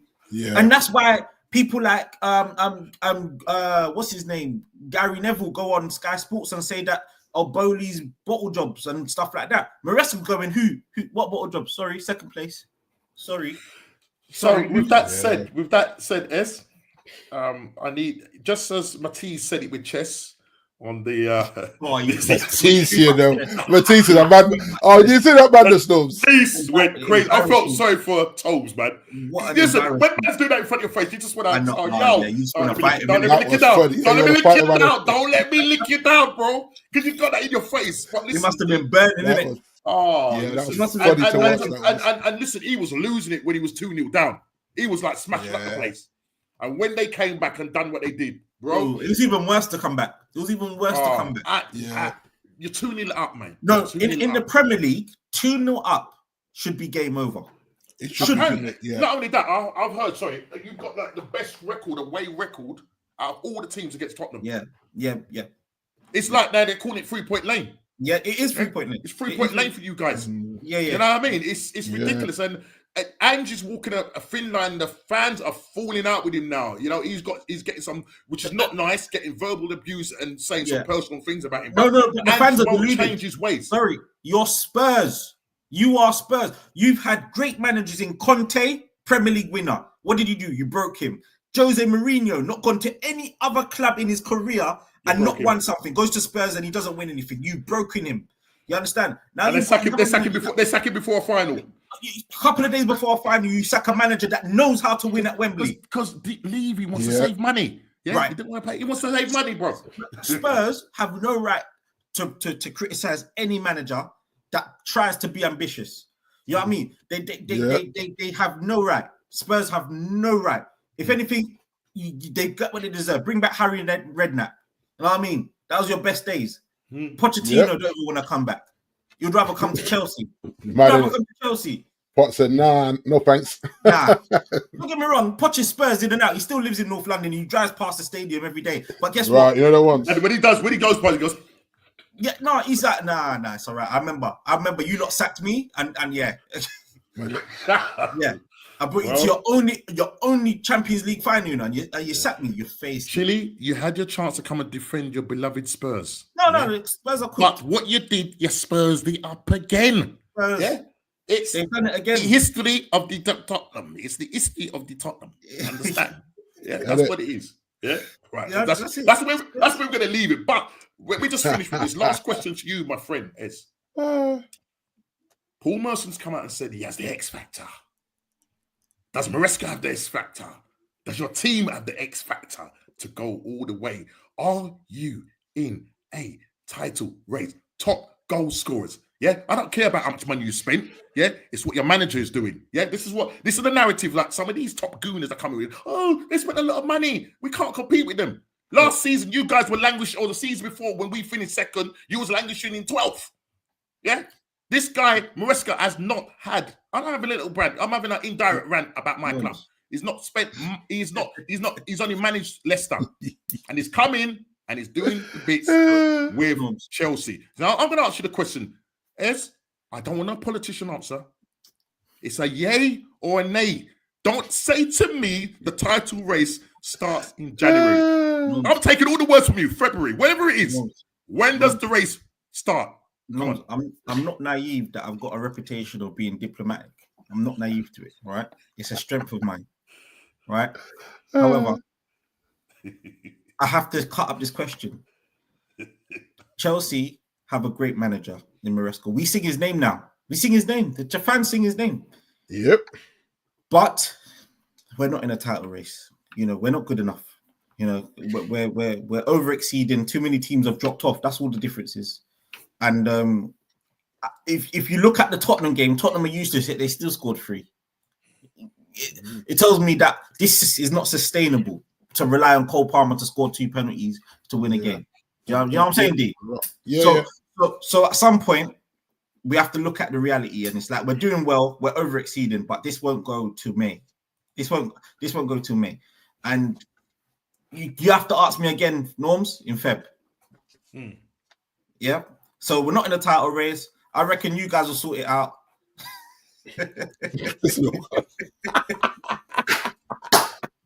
That's funny. D, you see what the man is doing to me? Yo, people, are you listening to me? Chelsea is not in a title race. The floor is yours. The floor is yours. You will not quote me on this YouTube saying that I said that we're in a title race. Ezra is saying we're not in a title race, but we're just enjoying the race. We're just enjoying the journey. All right. The Bible says the race is not for the swift. No, that's right. It's for those that endureth to the end. I mean, there you go. Funny. Thank you, people, for listening. Ask me again in Feb. I'll be here in Feb. I'll be back. All I can say is right now, Maresca is doing a fantastic job with Chelsea. No, I will say, Norms, you can't deny it. Top 4 and a cup. Whether it's the Europe, whatever this Tim Pot one is, I'll take that. And top 4. Why do we diss off these cups? Why Tim Pot cup? My players now are in the middle of Slovakia or something in minus. Yeah, 11. Yeah. Somebody said it. Yeah. In minus 11. Do you know what D? He's only taken 8 first team players because he said you can't blame him. You can't blame him. I'm not bringing my players out there. Yeah. Know what I mean? 8 players. He's only taking 8 players, and the rest are academy. Okay. Well, listen. Look, I just hope that my club, yeah. Can we talk about your club? We're going to talk about club because my game is starting soon, yo. Yeah, so we're going to talk about my club quickly.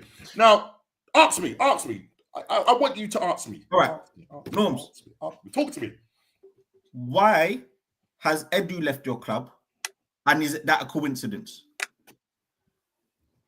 That's where I want to start. Well, you see, I don't know the ins and outs. I'm not, have the access like you Fabrizio Ez do. All I can say is right now, what I'm seeing at Arsenal in terms of the off-field stuff. Yeah. Now there's talk. Liverpool for the title. So Kofi's saying it with chest. Kofi's saying it with chest, He's saying it with chest. He's saying it with chest, man. It's just a pity I couldn't highlight him now, but listen, I'm sure he'll be on the next show. We'll talk about that. We will come back to that, Mr. He's the first Liverpool fan that I'm in contact with that has come out and said this before Christmas Day. Wow. None of my Liverpool fans are all like, the title is never won in December. I was like, big up to you. Okay, I'm gonna get my fellow Arsenal friend, Mr. Craig, to say, Normski, there's something fundamentally wrong at the Arsenal Football Club. I think this is what I'm getting at. Mr. AFC, if you could put some more stuff in the chat. Yeah, for real. And enlighten us as to why we think there's something fundamentally going wrong at this club. Edu, look, rumors have come out that he didn't want he didn't want Moreno. There's a couple of signings he didn't want Sterling. Yeah. These are stuff that we're hearing. These are, listen. Sterling was a panic, though, wasn't it? Sterling was a panic buy, though. No, it's not even a buy. It's just a loan. It's a loan. Yeah, it's just a loan. Panic loan. It's a loan. Yeah. You know what I mean? And obviously, I think the goalkeeper situation is that Edu wanted to go for this goalkeeper from, I can't remember the clubs. If you put it in the chat, AFC, if you can remember what it is. But basically, we didn't go through. We ended up with Neto, who's now cup tied, for Bournemouth on loan. All right. In terms of our transfer window, it's not a brilliant transfer window because we, as I keep saying, have not fixed the bench. Have not fixed the bench. Edu never wanted Moreno Sterling. Correct. Absolutely. There you go. Didn't want him. So something has gone out, but obviously because he's on this gardening leave, so there's an embargo, so he can't say much. But I'm saying once he's released from all of that and whatnot, you might see some memoirs later on down the line. And I think he's jumped ship. I personally feel he's jumped ship. And just thinking, and I think also there was apparently issues with the coaching staff as well. He didn't agree with certain things and whatnot. So again, these are stuff that are just kind of sound like a bit like Man United dudes who've been all leaked out. You know what I mean? For the Nottingham Forest group. And that's a big job because he's overseeing a number of clubs. You understand? And I think there's rumours that he wanted the CEO job. As far as I was going, my darling wife says, true titles not won in December. # you never walk alone. That's wisdom. And so you need to keep Mr. Kofi in check, because the man is definitely too big for his boots right now. So there's that situation there. Me personally speaking, I don't think Edu was a good sporting director because I think he just took too long over signings and contract situations, giving contracts to Eddie Nketiah, Reece Nelson. We've ended up selling Eddie Nketiah, and look what he's doing for Crystal Palace. Diddly squat. So we've kept this guy for X amount of years. Want number 14 shirt, give him £100,000 a week. Waste of money. We've gone and got Gabriel Jesus, who's just not doing the business right now, and we're not going to sell him in January. Are we going to buy any players in January? I have no idea. Eddie says, who's going to buy him? No one. He could either go back to Brazil or go to the Saudi league. But according to Arteta, we're gonna try and get him out of that bad phase. The guy has been at our club for 3 seasons. He's meant to be our number 9. We spent 45 million plus at add-ons. The guy has scored 22 goals over 3 seasons by people. Gabriel Magalhaes, who's a defender, has 17 goals. Make that make sense, people. Make it make sense. Eddie had enough after the Sterling signing. Arteta wants the full control, and that's what it seems like. It seems like he does. 800 million spent. There's not enough match winners in the team. I totally agree with that. Everything you're saying there, it's there. It's there. And this moving around of players. In the game against Fulham, we went to Fulham. Partey's playing at right back. You got Kieran Tierney sitting on the bench. Now, I can't remember, just going back, is Kieran Tierney even starting in this line? I don't even think he's starting him. But what came out was, he's training well or whatever. He's doing this guy a disservice. He's doing this guy who's a natural left back, but he decides that he's going to go and mess up the right-hand side by playing Timber at left back. Timber can play at left back, but you mess up the system because we was doing so well down that right hand side. That should be an emergency, like a dire emergency. You had look. This is my problem with Arsenal. You were within touching distance of the title. Is this Kof? This is chilly. This is chilly. This guy. Why has he got the level? No. This guy is shameful. No, it's absolutely shameful. We could let City stand. Funny. One cares about City, but this is diabolical. No, seriously, this guy has gone from. This is what you call a typical glory under Kofi. You should not let this guy have this badge. Look, he's got a Liverpool badge. Oh my God. Listen, he's even got the initials. You never walk alone. Oh my gosh. I don't understand what all the hate. Because we're top, you lot just want to hate on us. Just leave us. That's how we roll. Who's top? What are you talking about? Oh no, I don't know what to say. I'm speechless. This one WhatsApp. Big up to you, WhatsApp. Just getting the tail in. But Arsenal need an open play coach, not a set piece coach. Well, there you go. It does have a little point there, because now your we set are not. piece coach is smashing it for you, though. Yeah, but we shouldn't be relying on that. We should not be relying on that. It's nice having the Arsenal, pardon the pun.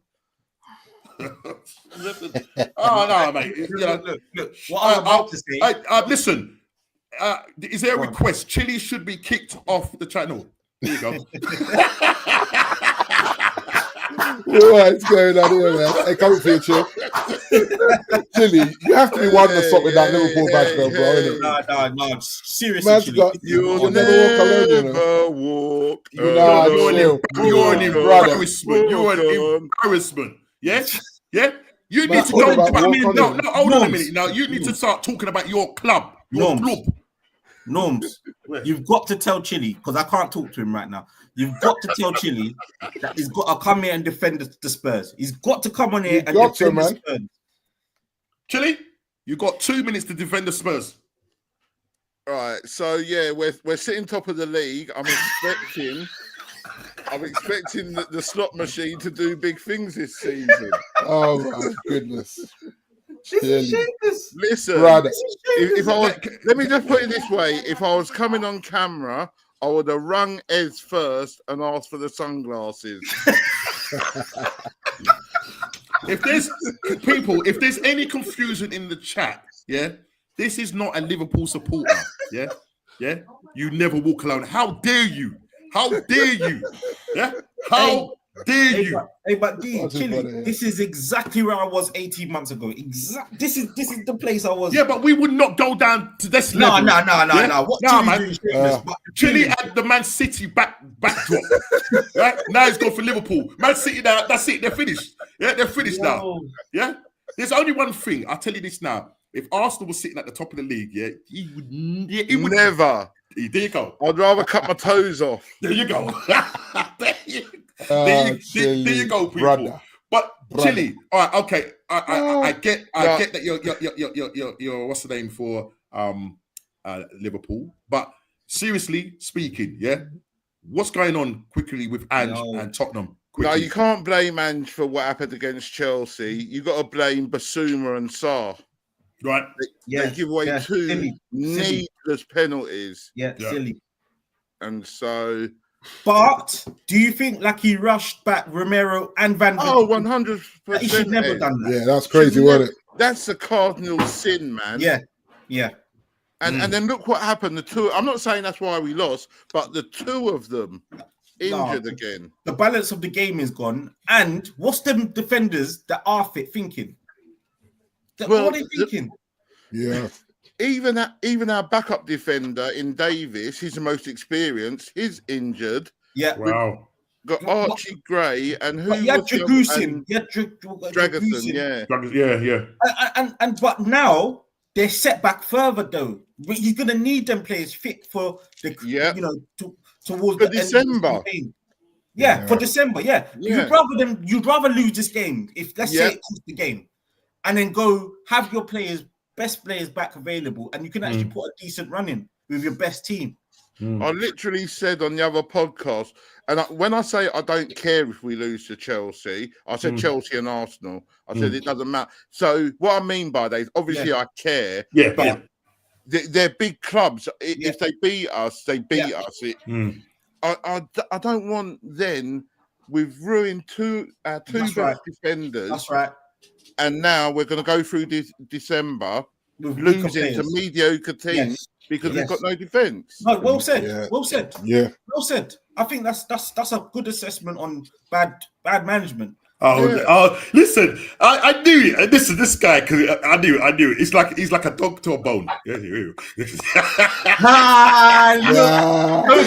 him out. That's a draw. We drew him out. Chili. That's my brother from another mother. Yes, Kofi. This guy, shameless. Chili, fully denounce your support for Man City and Tottenham and come to the other side. Wait, what? Club. You're accepting this? Nah. Yes, you're both shameless. Nah. You're both shameless. Yes, Kofi, you're both shameless. Jay. Yes, No. You realise when Slot has to go through his rebuild, When the mass exodus comes, when Van Dijk doesn't sign his contract and Salah goes and Trent goes, and you're gonna have to do your rebuild. Preach and, and Liverpool. shush, No, man. The guys are close. The guys are close. Wait, no, Kofi. When you're sitting 13th because of this, thank you, Norms. When you're sitting 13th because you're doing a rebuild, and somebody else is sitting top when Man City are back or whatever, and Chile's gone back, you're gonna accept him now? No, I think you should rethink. Thank the you way much, things Norm. are looking is it could be Chelsea, my next team. You feel me? Hey, you know what, Chile? Let me not say anything more, right? You know you're going to welcome me to the fold, man. When I come, I'll be welcome. You know this is my favorite stance when things are good. let me just quickly ask this question to you, Chili, though, for real. Yes, sir. Banter aside, yeah. Is Ange on a knife edge? Yeah. If you ask the fan base, I'd say it's more or less down the middle. Really? There's a got lot a of red people letter that I'm of the opinion of I like what he does, but you can't do it for 38 games of the season and for 90 minutes of every match. Yeah, you know no plan B, is there? No plan B. No plan B. And the thing is, he told you all that as well. He said, this is how I play. I'm not changing for anybody. And he wasn't joking. So, yeah, teams like Chelsea and Arsenal, they're going to come and they're going to play their football regardless of what we do. The smaller teams, they just say, right, just have a low block. Let them come. We'll get a break. It's Tottenham. We're going to get an opportunity. And you take it.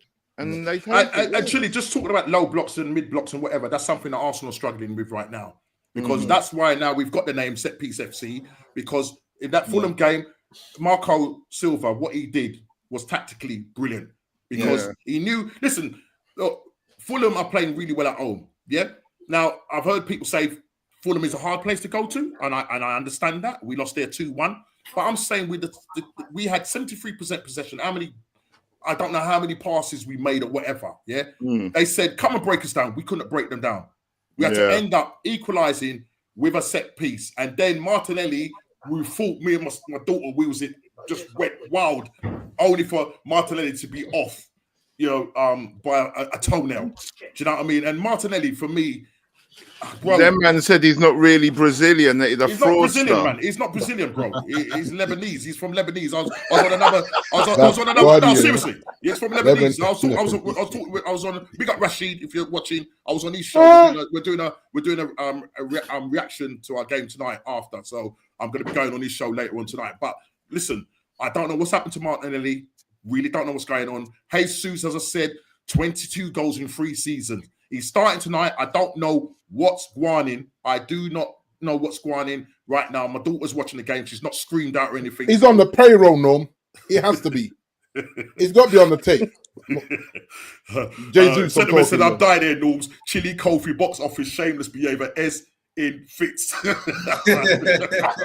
Bro, listen. It's been an epic show. But listen, I would like to talk more about my team, my club, as someone would say. I just heard my daughter say, "Oh, so I don't know what that means. If we had a chance or not." But what have you kicked? It's 10:08. Cool. Yeah. So listen, I just want to quickly, just share. Where is it? Find it, my friend. Bro, D. I'm not gonna lie, bro. You are having a nightmare. An absolute. Yeah. Danny Bear. I thought mine would be the sea word. Of red. I am red. I get it.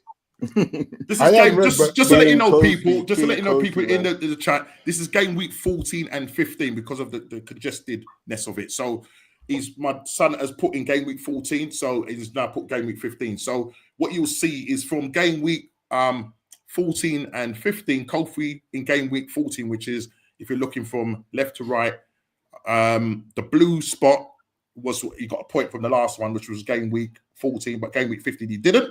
You will notice that Chile's on game week 14 and everybody else is on game week 15. That's because Chile went for a prediction of Everton and Liverpool, but because the game got postponed, so Chile, at least you got a game in hand. So Chile has got a game in hand. Oh yeah, yes. So you can see he's on 14. So when that game, I think it's going to happen in February. Am I going to get that game back then when they play? Yeah. That's what I'm saying. You've got a game in hand. Nice. I don't want to cheat you now, Chile. You know what I mean? I don't want to cheat you. You know what I mean? Like your club is cheating you. Yeah. So let's not do that. Right. So Kofi, what did I go for? You went for 3-1 Liverpool, I think. Liverpool. Yeah, it was 3-1 Liverpool. So I'll have to go back because obviously it's not going to happen until February. So you are playing catch up. But listen, sometimes is it better to have a game in hand? I have the points of the ball. Well, Kofi, you know all about that, mate. Because you didn't have to do nothing at the weekend. You didn't have to play, and you're still top. It's beautiful just watching, you know. Oh, keep quiet, brother. Beautiful. Just keep quiet. But as you can see, people, from the what's going on prediction league table, Kofi still sits top on 17 points after 15 games played. I sit second on 13 points. Ez on 11 points. And listen, Ez, bro, you're like your club. Yeah? How is Ez so high up, though? He's progressing. Look what he's doing. He's got the Chels. No, but you know what's interesting? This is what's interesting. You look at Ez and you look at Chile. They always pretty much go for, and JP as well, go for their teams. Now, you can see from last season, Ez finished bottom. Yeah, no, you're right. Look, No, it makes sense. It makes sense. And Arsenal in second place, gonna bottle it. And we might be at Liverpool, yeah? Right? And then obviously you got Big D, who's just had a nightmare. Yeah, that film's crazy, man. Like Eric Taylor.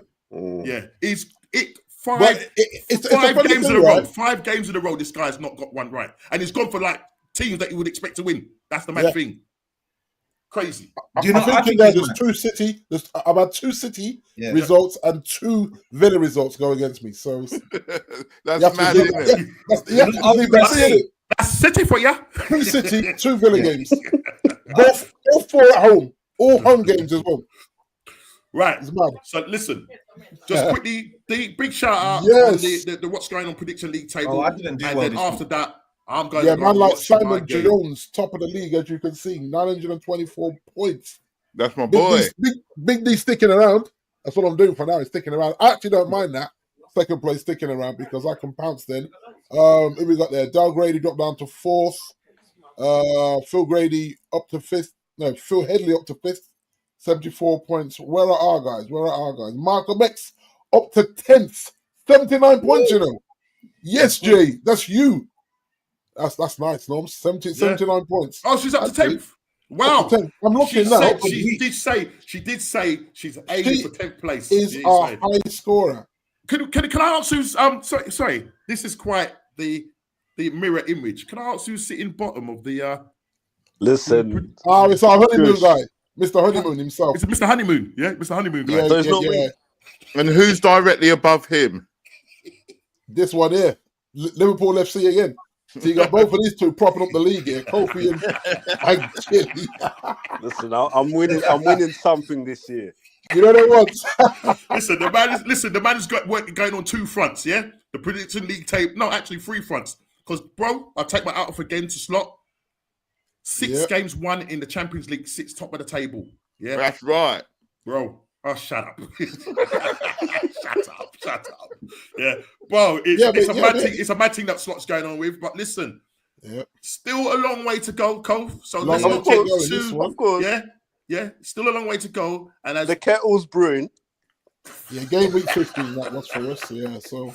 Yeah, sorry, D. So you just wanted to finish quickly. Sorry. Yeah. So anybody that had captained Mo Salah, those points would have gone on to the vice captain. Yeah. Because that game got postponed. So you would have got, your vice captain would have got double points. So for me, it was Cole Palmer saved my bacon, boy.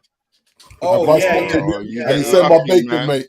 So that 63 points was because of Cole Palmer. He got 36 of them. Wow. So yeah, man. Wow, that's mad. Madness, isn't it? Madness, yeah. Yeah. Same. I didn't even know that, D. Yeah. I had Salah as my captain. That's right. And our vice captain. No, but that's the whole point about getting the correct vice captain. If anything happens like that, your vice captain picks up the slack. So yeah, so 36 points for but normally Obama your got me vice out of captain jail. gets 1 point or something. I know, yeah, he does. You Yeah, man but coming then, with but 36 points. 36 points for the absolute monster. But yeah, Yeah, so that's where we are, guys. Okay. Yeah. Game week 15, so nearly in the middle of the season for us. Well, listen, Game week, people, it's been an epic show, absolutely epic show. Solo Ez, giving it big, saying no. Actually, he didn't give chess for his Not club. chess. Yeah, he didn't give chess for that yet. But I tell you, he worked over Chile. Yeah, how dare you? How dare you? And then you got Kofi Slot coming in here and bigging the man up. Come on, man, what's wrong with you? I wouldn't bigging no one up. Get a grip on I yourself. don't know where all the hate comes from. Everyone can't be top. Get a grip on yourself, man. Get a grip on yourself. Chili, take that badge off, man. Disgraceful, man. What do you mean, Kofi? Bro. Listen, people, I don't know how many likes is on my thing because I can't see. There was a bit of a hiccup at the start of the stream. I'm going to try and see if I can get my son to edit it out. But I was talking and then all of a sudden it just cut out. And I was panicking. And then I saw D text me say, yo, I'm in the back of the room. You know what I mean? Let me in. I said, bro, I can't do anything right now. That's like, but yeah. But listen, it's been a fantastic show. Big up to Big D. Big up to Ez. I can't see no money thing on there now. You know what I mean? He's gonna wait. He's gonna wait till February before he changes that name. Kofi Slot. Big up to you. Big up to Mr. Shameful Chili. Yeah. That's what it is, man. Yeah. I mean, I'll be honest with you, Chili. Yeah. Don't think about using a Man United badge. I don't see them up there. Oh no! Norman choosing violence at the end of the show, man. What's the Norman there? Why is he catching them strays for a start? And secondly, I'm Wow, going to that's put badge okay. back if I'm going to put that badge up. Wait. But people, before you leave, please hit that like button. Subscribe and share if you're new. As I say, later on, I'm going on to Arsenal Revolution tonight to have a match reaction. So I'm going to go and assess the game with our depleted side. I don't know how we're getting on. Put the link in the group, Norman. I will do. Yeah, I'll put it once I get it. I'll just put it in the chat. Or what you can do, the last one I sent in there. If you just go back where I posted it, if you click on that, you should be able to go to the channel and then see the live. So cool. I'm waiting for him to send me the link and that. Yeah. All right, cool. So, people, thank you again. Please hit that like button, subscribe and share if you're new. And people, we're out of here. Take care. God bless. Take care.